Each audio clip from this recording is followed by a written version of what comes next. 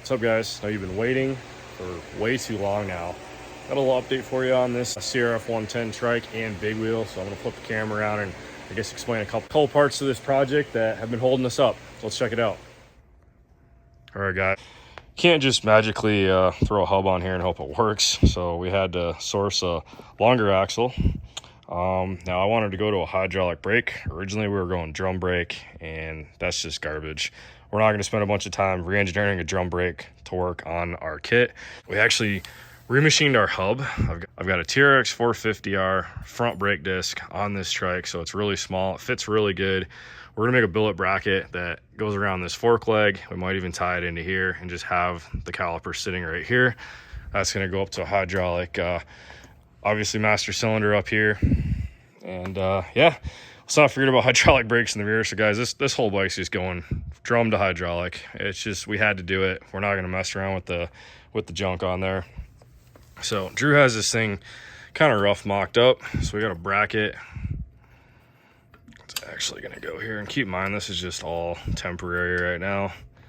So we're gonna bracket up there. We've got one that's gonna tie into there. This is all gonna get redone. It's gonna look sweet when it's done. The pedal is pretty much finalized, so we made a whole new brake pedal to work with that. We're gonna have a removable tip here so you can change the height or the offset based on the rider. So he went ahead and got the foot pegs done. I might have said that in the last video. Came out awesome though. So guys, the biggest problem is trike rear end or big wheel. There's no room to run a jack shaft. It just isn't gonna work. So we offset the sprocket, and to center this rear end up with the chassis, it kicks the sprocket over about 3/4 of an inch. We went ahead and created an offset sprocket. But doing that, you're gonna put all this load from the chain right here.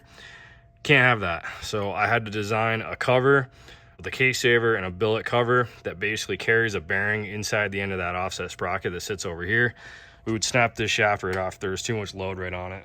And guys, let's face it, we're not building these to putt around on them. I mean, we're gonna beat the shit out of them. We're gonna wheelie, jump them, smash them, put big bore kits in pipes, and probably ride them in the sand. I mean, we're gonna torture test these, so I gotta build industrial strength parts for these little 110s, and it's not easy. So I'm gonna flip the camera around. You guys can check out my prototype sprocket that I'm working on, and go from there. All right, guys, so first off, I'm getting rid of this 420 chain. It's too thin, it's too small. It's not gonna work with a trike rear end. It's also not gonna work with a big wheel kit. Once we add horsepower to that thing, we're gonna stretch the shit out of that chain. Get rid of that. It's also too thin where the splines are, way too thin. So we're going to a 520 chain. And this is a mock-up one. I took basically a normal big wheel sprocket. It's 13 tooth. And I cut the back off. I got it all basically offset where I want it. I ended up getting these splines cut in the water jet, and boy, I'm super impressed with the tolerances we can hold with that machine. As much as it pisses me off working on a water jet all the time, man, this thing holds some tolerance. So I got that welded up and trued. This thing is literally gonna sit, slide it on there, just like that. So that gets our offset correct. Got the chain aligned. This also allows us to get it kicked over for the big wheel kit.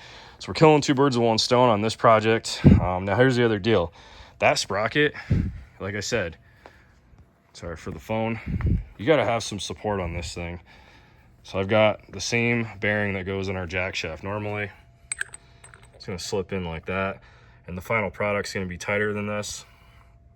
And this is gonna basically ride on the cover. So the cover is gonna have a pin that holds here, and the cover is going to tie into these bolts here. So we got the 2 case saver bolts plus the 2 case cover bolts. That's going to hold right here.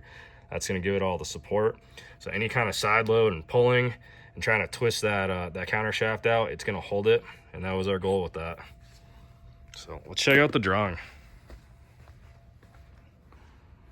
Everyone always asks me, like, are you using your fancy 3D scanner? And honestly, got this thing chilling right here. When you want to pick up some bolt locations, if you have something to work with, sometimes it's faster just get the old masking tape out and just use a scanner, a normal 2D scanner. Let's check out the drawing. All right, guys, so here's what I came up with. It's my first rendering. I've tweaked it a little bit. So we have a billet cover here that's going to carry that pin, which the bearing is going to be sitting inside the sprocket. I put a couple windows on here just so you can see. If you have a gold chain, it'll look pretty sick. I got the logo on there. And then of course we got an updated case saver, so that's going to tie into all those mounts like I was saying, and more or less going to protect your engine cases. So this piece is going to be sacrificial, and then this is your billet carrier that's also going to tie into those bolts. And as you guys can see, got the jack shaft right there. So I sized this accordingly to what we created. Originally I just, like I said, I cut mine up and reworked it, got it working, and I'm real happy with it. I think it's going to work good. So we're going to release a couple of these to some local guys that already placed order on these bikes. We're going to test them and torture test them and see how they go. But all my products I warranty. We have any issues with one of our designs, I mean, we're here to help, and we're not going to let you guys have a bad product. So but yeah, that's pretty much it. I'm going to get this thing cut out on the water jet, and then this piece is going to get all the machining and all the billet stuff. It's going to probably get ran on one of these mills and go. That's it for today, guys. So like I said, Drew's finishing up the rear brakes. We're getting that done, and I just got to get all that other stuff done with the sprocket, and this thing's ready to ride. I'll ride it without brakes if I have to, but I don't really want to. So he's gonna get that thing done on Monday. And yeah, I just gotta get my butt in gear and get that front bracket done, and this thing's gonna be badass. I can't wait to rip it. We're doing a big bore kit. I'll show you guys some of the other pieces that he actually ordered for it.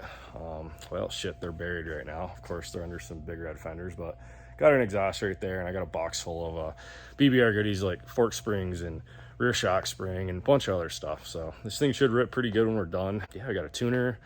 It is fuel injected. It's electric start. We're putting a light on this bike, and that's pretty much it.